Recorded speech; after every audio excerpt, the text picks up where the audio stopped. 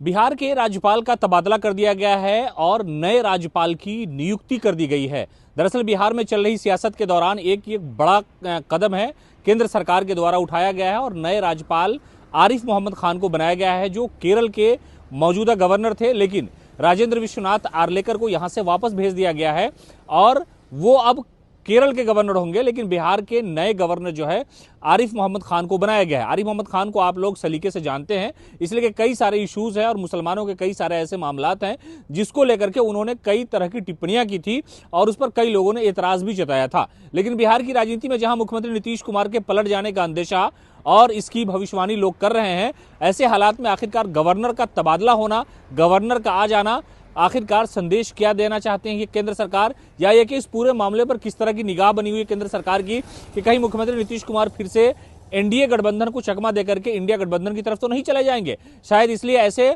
Governor की नियुक्ति की जा रही है ताकि अगर शपथ ग्रहण का मामला हो या सरकार के बनाने का दावा हो तो उसमें कुछ उठापटक किया जा सके, कुछ ताखीर, कुछ विलंब किया जा सके।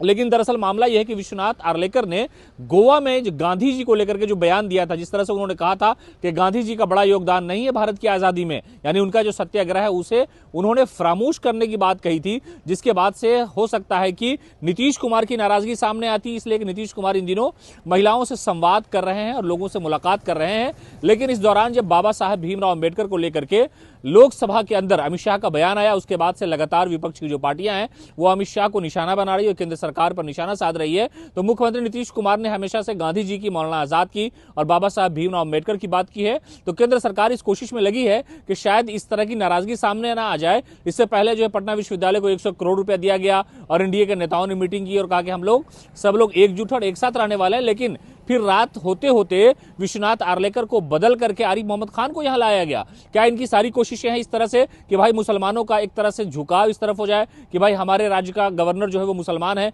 भले ही नजरियाती तौर पर आरिफ मोहम्मद खान ने कुछ भी कहा हो। और एक बार तो उन्होंने ये भी कहा था कि नरेंद्र मोदी